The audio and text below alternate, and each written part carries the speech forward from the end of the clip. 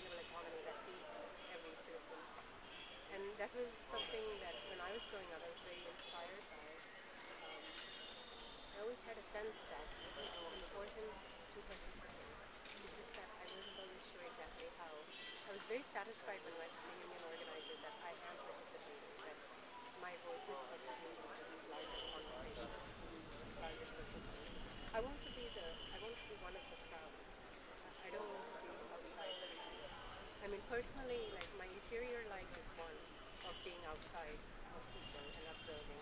But what I really I mean, I'm not writing for posterity. I'm not writing so that generations from now people will say that was amazing.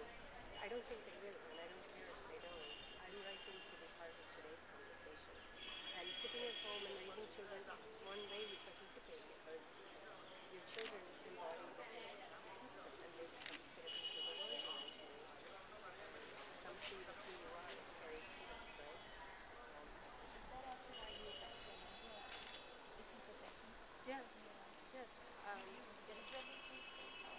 No, I mean, we were not well off. I mean, we left a comfortable middle class existence in India and moved to the US, and we're no longer comfortably middle class. In fact, we were, let's say, working class or even poorer.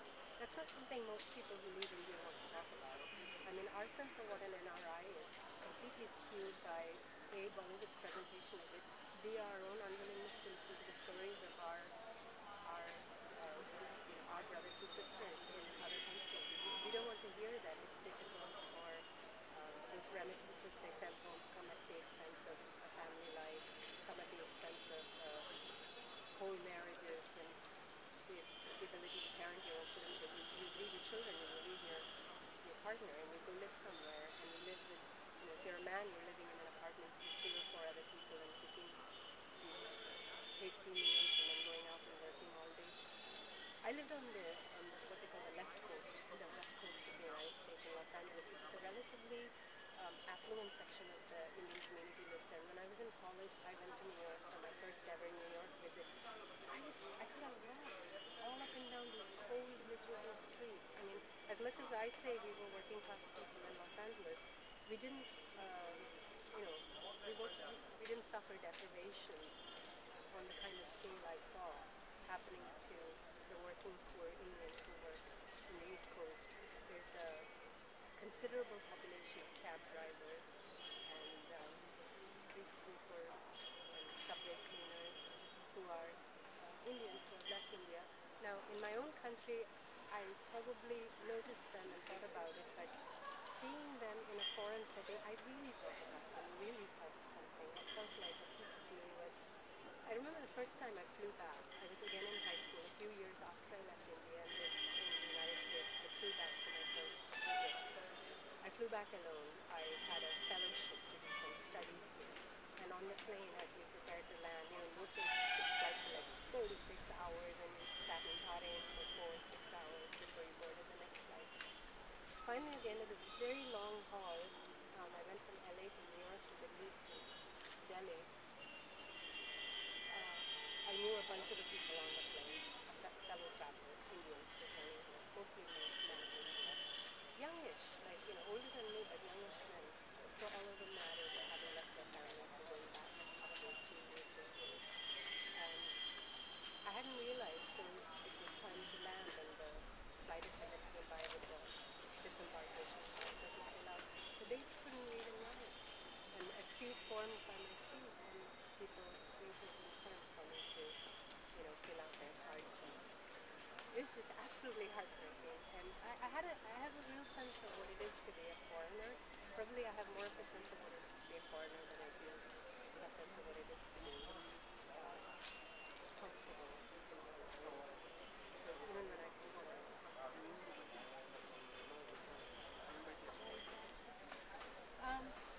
not because I've lived abroad so much, as because I've seen, it's a combination of both. When you leave, you see other things, and so when you come back, you see what you've left differently. But when you come back, you're also seeing differently. Part of the seeing that your family at home does, and I don't mean literally my family, I mean my community, my larger community. For example, when I returned to India,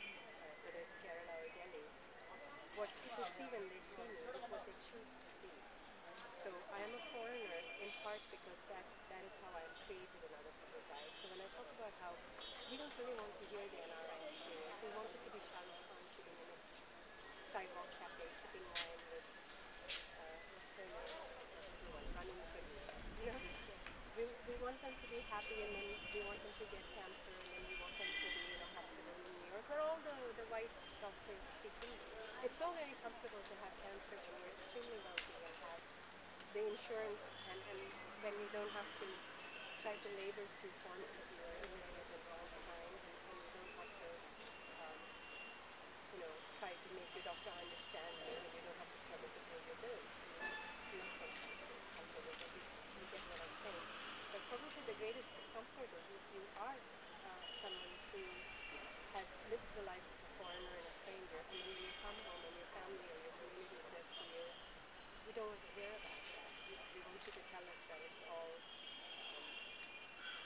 grand staircases and weddings, and the bride steps out with an entourage, and it's not like that. Most Indians in the U.S. are struggling. That's what makes me feel like a foreigner, is people here don't really want to see that. I was in a taxi last night, being driven by a Malayali man, and he was talking about how difficult it is to work in the Middle East, where he worked in Saudi Arabia, and he was a driver. He drove from, he had the circuit working for Hitachi, a Japanese company. He said the Japanese treated him well. The Middle Eastern people, I mean, they didn't have a chef. So the Indians, both there and here, treated him poorly. Okay, coming to this, what do you say? One thing I noticed is you pay a lot of attention to detail, the small things, coming back and then having the butterfly stuck below Oh, the on the feet with feet, your yeah. shoes. Many such quotes. Mm-hmm. So, how do you choose your writers? Do you have any kind of pattern?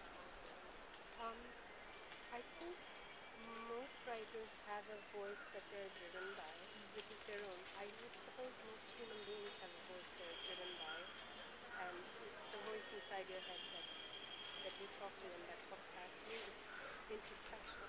I think people are introspective across class. I mean, it's the central thing about being a human being, is the capacity to engage with oneself. So whether that then takes a creative art form like writing or painting or something, or it takes the form of the life you choose to live, how you provide for your family, or whether it takes the form of building dams and thinking about if that's the right thing to do or not, and how it can treat all of the citizens of the country. Um, all of these are driven by this. All of these. Sarnath used the word gesture. He said his work is a gesture. I think everybody's lives are gestures. Some of us will try to dress it up as something larger, perhaps. I'm satisfied to have it small. And my life is small. For, as I said, for a good long time, I was a housewife and confined to the house. And I found it very satisfying. I found it lonely also, but I also found it very satisfying to have these little human beings form through my guidance and also through their own voices and through their own internal drives. And watching that in close intimacy was like reading an amazing book, but it's really a bad comparison. It's so much more than that. My children are so much more than just a book I've read. Um, so I pay attention to detail, because when you have very, very small lives, as I do, I have the privilege of being educated and of being a middle class woman. And yes, I can get on a plane and fly somewhere if I choose to. Not too many trips in a year, maybe once or twice. But one could say that yes, my life is big also, but mostly for various reasons it's remained small for the last many years. And I couldn't really write a novel set in Norway. I don't have the resources, and I haven't taken the interest in that. I've taken interest in the very, very small things that surround me.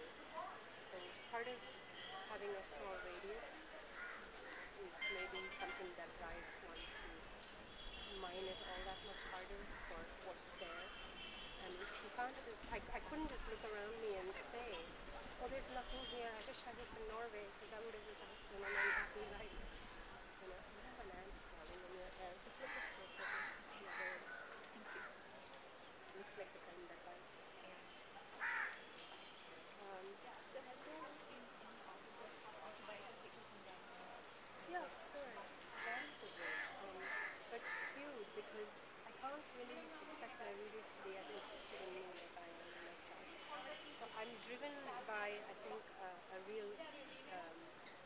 depth of interest in who I am, but I also understand that I need a story and something that allows me to reach other people. Because I think if there is a voice in all of us that tells us to reflect on who we are, there's the same voice is also the one that says there's no value in being who you are if there aren't other people around you.